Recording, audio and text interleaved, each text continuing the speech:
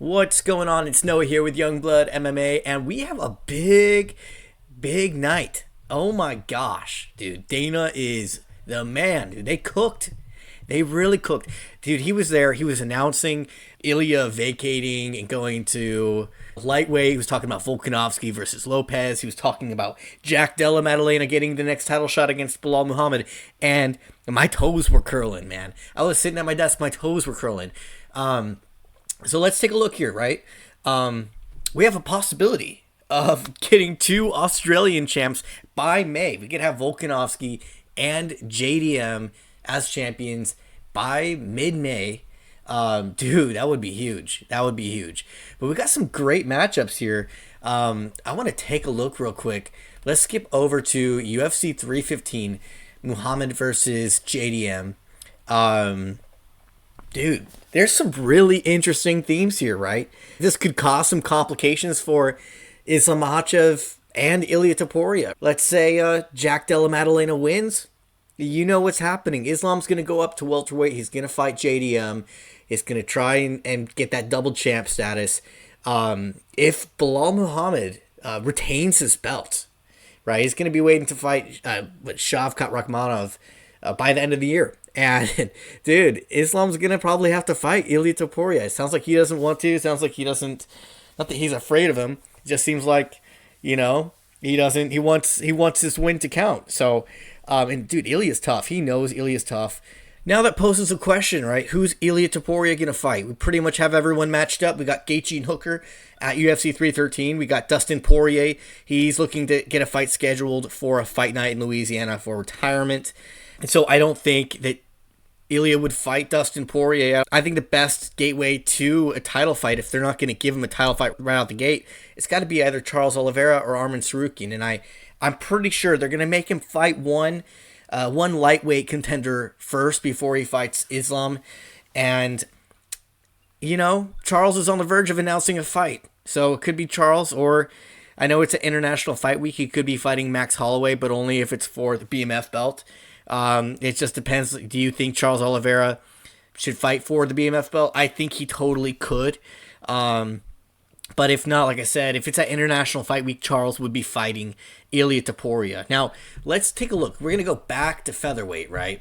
We want to talk back at featherweight here. Volkanovski versus Diego Lopez. This is really tough because I got two fighters that I absolutely love. And one of them's going to have to take an L on the championship stage. What that could mean for each of them. I mean, Volkanovski's, on the older side. He's 36 years old. Usually at those lighter weight classes, that's a dangerous place to be. And in the meantime, I still think he can beat Diego Lopez, which will suck because, dude, like he's getting a title shot, man. And I would have loved to see Diego Lopez become the champion, but I don't want it to be at the expense of Volkanovski getting KO'd a second time or getting chinned or, God, dude, I hope this goes to decision. That's all I gotta say. Give us 5 rounds of, whatever. But, they're pretty well matched up if you look at the stats. We also have Michael Chandler. He's fighting Paddy Pimblett. A lot of people like it. A lot of people hate it. I don't really like this matchup. But Michael Chandler's got to fight a lower ranked guy, dude. I think Paddy Pimblett is that guy. And, he's undefeated in the UFC so far. I would have probably rather seen him fight Moicano, but that's just what it is. That's what it is. And it is what it is. I think if Chandler loses, man, he's pretty much done, dude. He's 38. He should be pretty darn close to retirement, especially if Dustin Poirier is. Yeah, and I mean, this could be like really big for Paddy, Down on the list for 314, we got Yair Rodriguez. He's fighting Patricio Pitbull. And, dude, people don't know, man. Patricio's 37. He's 37 years old. That's going to be tough, man. He's really good. He's really good. Was a double champ in... Was it Bellator? And I think he could. He's that good. I think he could beat Yair, but it's going to be real tough. It's going to be real tough. He's going to try and snag a top 5 contender position. If he does that, is he going to skip over Movsar Evloev?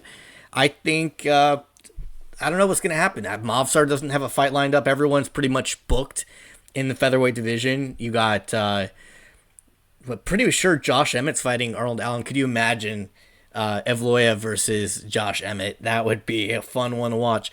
But what I am glad about this Ilia Topuria at featherweight, thing coming to a close is I've just been really annoyed with hearing people say that Movsar Evloev should fight Ilia Topuria and how he's gonna like tear him apart. Like it's gonna be a boring ass fight until Ilia knocks him out.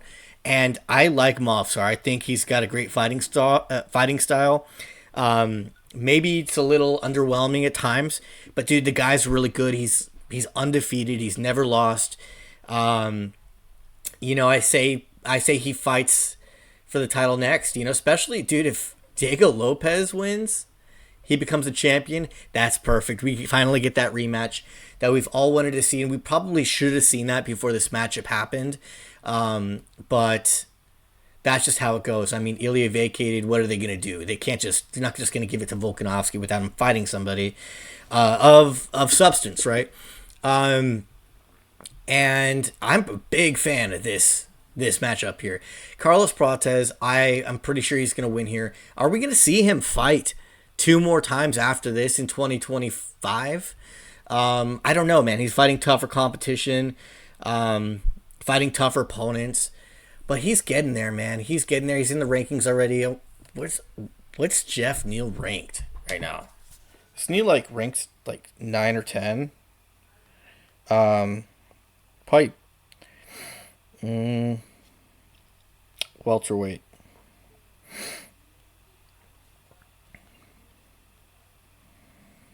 Dude's ranked number 10. Yeah, dude's ranked number 10. So, they got to match up Colby Covington.